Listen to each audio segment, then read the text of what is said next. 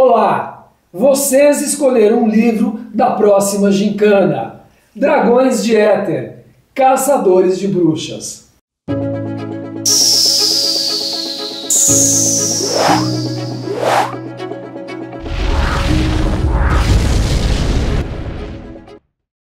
Eu sou Antônio Sampaio Doria, escritor e criador da gincana literária que dá muitos prêmios. Se você quiser participar, o link vai ficar aqui, é só clicar, e também para comprar o livro vai ter o link para você participar da próxima gincana. Não se esqueça de se inscrever aqui no canal e dar o seu like, porque aí você apoia este projeto que não é fácil de desenvolver, gente. A gincana literária. Bom, vocês votaram e escolheram Dragões de Éter, do Rafael Dracon. É muito legal, eu gostei, não terminei ainda, mas eu vou falar sobre esse livro para quem não conhece. Bom, esse autor faz uma grande mistura de vários personagens que a gente conhece, começando pelos contos de fada. Mas ele é um criador de fantasia, é um mundo que a gente não conhece, não é o nosso mundo. Eu vou falar um pouquinho aqui de como é este mundo. Olha só, se chama Nova Éter. Nova Éter é um mundo formado exatamente por plagas etéreas. Tudo que ali se manifesta é fruto da existência e das consequências de um mundo de semideuses. Enfim, é como se fosse um outro planeta mais etéreo. Curiosamente, aqui o Criador, que seria o Criador, o Deus deste universo, não é chamado de Deus, mas de semideus. Quer dizer, ele tem uma terminologia própria, ele tem um universo próprio. Vamos entender como é que ele estrutura esse universo. Ele usa inicialmente os contos de fada, e aí ele vai pegando outros personagens, por exemplo, Capitão Gancho, e aqui são os descendentes do Capitão Gancho, outros personagens que a gente meio que parece que já viu em algum lugar, tem referências aos livros do Tolkien,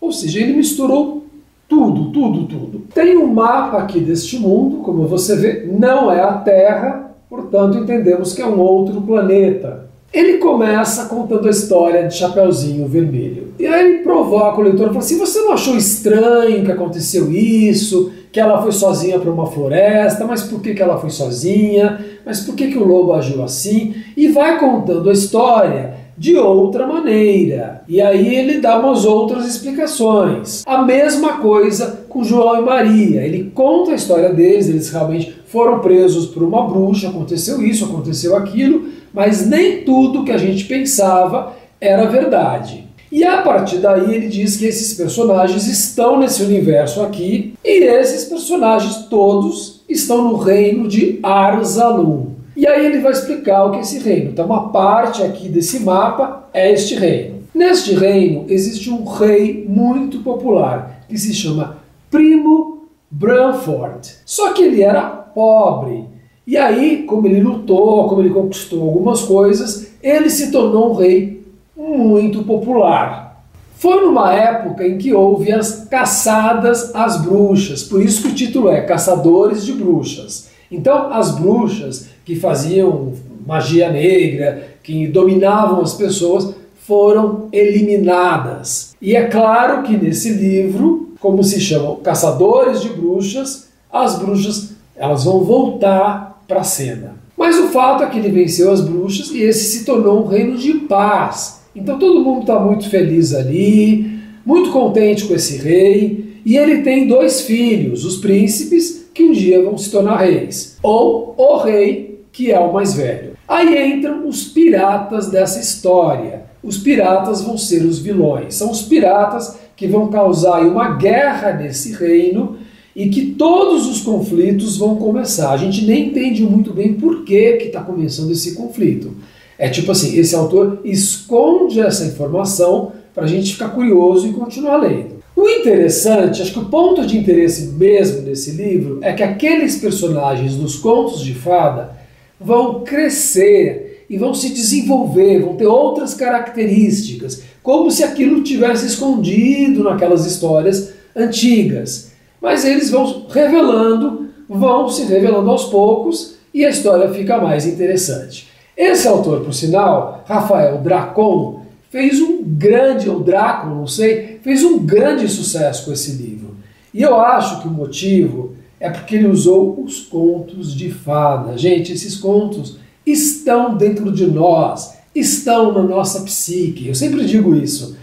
Por isso que fazem tantos filmes baseados em contos de fada ainda hoje. Então ele começa explorando isso e expandindo esse universo. E aí, como eu falei, entram outros personagens, entram piratas, entram bruxas, entram fadas. E esses personagens dos contos de fada vão mudar como? Tendo sensações, tendo visões, tendo intuições, porque eles escondem alguma coisa dentro deles também. Então, prepare-se para essas novidades em relação a eles. Eu acho que o ponto de interesse maior é esse. E o narrador, que é muito interessante. É o narrador que cria curiosidade, que cria envolvimento, que cria mistério. Ele se dirige a nós, ele fala com o leitor, ele conversa com o leitor. Olha, não sei o que você pensou dessa história, mas você não achou que isso é um pouco estranho? Não, mas aconteceu isso? Não, porque ela era muito jovem. Você concorda que uma pessoa jovem ainda é muito ingênua? Ele vai conversando e vai envolvendo a gente. Ele se diz um contador de histórias. E de fato ele está recontando histórias que a gente já conhece, mas aqui com novidades, com surpresas, como eu disse, um desdobramento de tudo que a gente já sabe. Como eu digo, a gente deve prestar atenção em coisas importantes, como o espaço em que acontece, o tempo em que acontece. E uma coisa interessante também de pensar é que é um livro de fantasia, dragões de éter, caçadores de bruxas, mas, mesmo assim, tem muita coisa do nosso mundo real. Tem bruxas, tem caçadas às bruxas. Isso teve no nosso mundo? Teve. Tem piratas, isso teve no nosso mundo? Teve. Tem guerras, tem disputa pelo poder. E aí tem coisas realmente fantasiosas. Por exemplo, tem uma águia-dragão, obviamente é um elemento de fantasia. Fantasia, neste livro, é uma mistura do real e de coisas imaginárias. Agora, devo dizer para vocês também que esse livro aqui não está bem editado, não. A revisão não foi muito bem feita, a diagramação não foi tão bem feita, mas enfim, dá para ler, dá para se interessar. E se você é um leitor atento, se você é um leitor crítico, você vai perceber os erros. Também não existe nenhum livro que não tenha erros. Todos os livros têm algum erro ou outro. Agora aqui tem um pouco mais do que o normal. Então é isso. Prepare-se para a próxima gincana daqui a 5 semanas. Leia com atenção. Vale a pena. É um autor nacional. Muito importante agora a gente valorizar os autores nacionais. E foram vocês que escolheram. Não se esqueça de se inscrever nesse canal e de dar um like. Apoie este projeto. Então, até o próximo vídeo.